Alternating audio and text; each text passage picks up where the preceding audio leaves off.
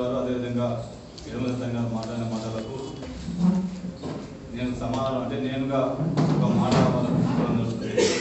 విమర్శ చేసేటప్పుడు ఒకసారి మనది కూడా మనం చూసుకోవాల్సిన అవసరం ఉన్నది. గతంలో కేఎల్ఐ కాలనీ 2007లో ఎమ్మెల్యేగా ఎడమ కిషారయ్య గారు ఎమ్మెల్యేగా ఉన్నారు. అప్పుడు నాగన్ జనార్దన్ రెడ్డి గారు మరియు లక్ష్మారెడ్డి గారు ఇద్దరు, లక్ష్మారెడ్డి ఏమో టీఆర్ఎస్కి వెళ్ళి ఎమ్మెల్యే గెలిచారు, నాగన్ టీడీపీకి వెళ్ళి గెలిచారు. ఈ మొత్తం ఉమ్మడి మహబూబ్నగర్ జిల్లాల మొత్తం ఎమ్మెల్యేలు కాంగ్రెస్ పార్టీకి సంబంధించిన ఎమ్మెల్యేలు గెలవడం జరిగింది.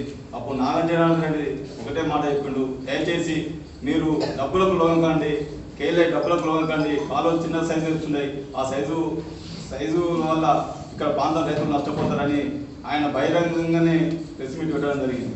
ఆ రోజుల్లో కిష్టారెడ్డి గారు ఇక్కడున్న ఉమ్మడి మహబూబ్నగర్ జిల్లాలో ఉన్న ఎమ్మెల్యేలకు ఒక్కొక్కరికి 6 కోట్ల రూపాయలు ముట్టినాయని చెప్పి బహిరంగంగానే జనార్దన్ రెడ్డి గారు ప్రెస్ మీట్ పెట్టడం జరిగింది. అది నిజమని మేము చెప్తూ ఆరోపిస్తున్నాం. ఎందుకంటే ఈరోజు మీ ఇంటి పని మనిషి సైజులు ఆ రోజు నేను బలసింహారెడ్డి ఇంటి కట్టుకుని రోజు ఆ రోజు మీ ఇంట్లో పనిచేసే సైజులు కూడా ఉన్నాడు. ఆ సైజులు అడగండి, మీ ఇంట్లో 6 కోట్ల రూపాయలు తీసుకొచ్చారని నేను ఆరోపిస్తున్నాను.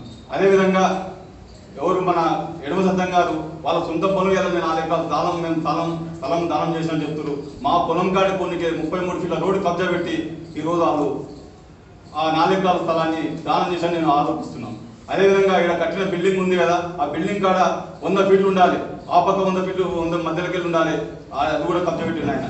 ఈ రోజు మా ఎమ్మెల్యే గారిని విమర్శించే స్థాయి కూడా ఆయనది కాదు. ఎందుకంటే తను నిజంగానే నిరూపణ కావాలంటే మా పొలం కాడికి 33 అంటే మా రైతులందరూ ఉన్న 33 ఫీట్ల రోడ్డు కబ్జా పెట్టి ఈ రోజు అక్కడ ఉన్న పొలాలలో మొత్తం అమ్ముకునేటట్టు చేసినట్టు ఘనత ఇలా ఎడమ సత్తంగా కక్కేలా ఉంది.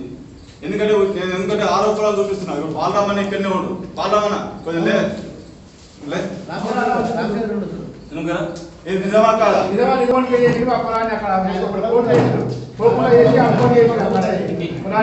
మాకు ఎక్కడ దున్నుబడి రాకుండా ఎక్కువ రాకుండా బండి అసలు బైక్ కూడా రాకుండా చేసి దాన్ని ఈ పక్క కట్ చేసి దాన్ని అమ్ముకోనికే దాన్ని మాకు ఒత్తిడి చేస్తున్నారు. పోతపల్లి వెంకటరెడ్డి గారు వాళ్ళ దగ్గర ఒత్తిడి చేసి మనం అమ్మాయిని మేము తీసుకున్నాం, అమ్మాయిని మేము తీసుకుని అల్ల కూర ఈ పక్క కట్ట కట్టి ఈ పక్క కట్ట కట్టి అల్ల కూర కూడా మొత్తం అదే ఇబ్బంది పెడుతుంది. ఇప్పుడు ఇబ్బంది అమ్ముకునే పరిస్థితి దున్నుకునే పరిస్థితి లేదు మాకు. ఇది లేక మేము కొంచెం మూడు చేసుకొని బతుకున్నాం. మేము దాన్ని కంపల్ చేసి కావాలని నాకు గోడ పెట్టి ఈ పక్క వేడు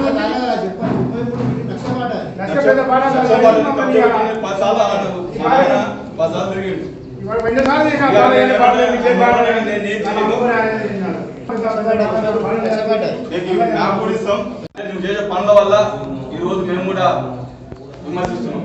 ఎందుకంటే ఆయన ఎమ్మెల్యే అయింది, 2 సార్లు పర్యాలు ఎమ్మెల్యే అయింది తన అన్నదమ్ముల కోసమే కానీ ప్రజల కోసం కాదని నేను ఆరోపిస్తున్నాను. ఎందుకంటే ప్రతి కొడుకు ఓట్ల కోసం కళ్ళ పుట్టిన సగం నాశనం చేసింది, సగం ఖరాబ్ చేసింది ఆయన ఎమ్మెల్యే ఉన్నప్పుడు పర్యాలని. ఏం కళ్ళపుట్టికి ఆయన చేసిన శూన్యం చేసిందంటే ఎంతో అంతో చేసిందంటే జయపాల్ రెడ్డి గారు, అదే సిద్ధాంత్ దాస్ గారు వాళ్ళు అంటే మన నాన్నరెడ్డి గారు కళ్ళపుట్టి కాలం నీళ్ళు వచ్చిందంటే నాన్నరెడ్డి గారు పుణ్యం. ఆయన సొంత డబ్బులు ఖర్చు పెట్టి దగ్గర 18 కోట్ల రూపాయలు మన ఆవంచకాడ 18 కోట్ల రూపాయలు ఆయన సొంత డబ్బులు పెట్టి ఈ రోజు కాలువ తీసుకొచ్చే ఘనత ఇవాళ నాన్నరెడ్డి సార్ది. ఆయనను విమర్శిస్తే అతను నీకు జ్ఞానం ఉందో లేదో నేను చెప్తున్నా. ఇది చెప్పాను, ఆయన జ్ఞానం ఉందా, మెంటల్ లేచిందా, పిచ్చి లేచిందా, ఎందుకు ప్రవర్తిస్తుందో నాకు అర్థమైతలేదు.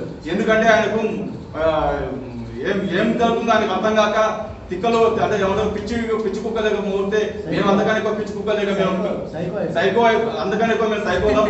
ఆయన ఇంకోసారి మా ఎమ్మెల్యే గారి గురించి మాట్లాడితే ఆయన చెప్తున్న ఆనంద గారు మేమే ప్రత్యక్షంగా దాడి తీయాల్సిన అవసరం ఉంటుంది. ఎందుకంటే దయచేసి ఆయన నిరంతరం ఆయన విద్యా వ్యవస్థను ఆయన చదువుకుని అంటే విద్యా వ్యవస్థలని ఆయన వ్యాపారాలు అన్ని వదిలిపెట్టుకొని పేద ప్రజల కోసం ఇక్కడ నేను న్యాయం చేయాలని చెప్పి ఆయన నిరంతరం పనిచేస్తున్నారు. ఆయన మొన్న గెలిచేదాకా 33 కోట్ల రూపాయలు సీసీ రోడ్లు తీసుకొచ్చి ఒక వెందన కలుపు సీసీ రోడ్లు తీసుకొచ్చి అదేవిధంగా ఆయన మొన్న రేవంత్ రెడ్డి గారు తీసుకొచ్చి 150 కోట్ల రూపాయలు దగ్గర 400 కోట్ల రూపాయలు అభివృద్ధి పనులను ఆయన సొంత డబ్బులు అంటే సొంత డబ్బులు ఖర్చు పెట్టి మీటింగ్ ఏర్పాటు చేసి ఆయన 400 కోట్ల రూపాయలు ఇలా కలకుర్తి కాన్స్టిట్యూన్సీకి అవకాశాలు కల్పించే నాయకుడు కసిరెడ్డి నారాయణ గారు. అటువంటి వ్యక్తిని మీరు అంటే నిజంగా మీరు పురుగులు పడి మీరు మీ టీఆర్ఎస్ పార్టీ కథమవుతుందని ఈ సమావేశంలో తెలియజేస్తున్నాం. ఇంకోసారి మా ఎమ్మెల్యే గారిని మీరు ఇట్లా ఏంటని విమర్శిస్తే ప్రత్యక్ష దాడులకు కూడా మేము వెనుకాడుకోమని ఈ ప్రెస్ మీట్ ద్వారా మీకు తెలియజేస్తూ వాళ్ళు తెలియపరచాల్సిన అవసరం ఉందని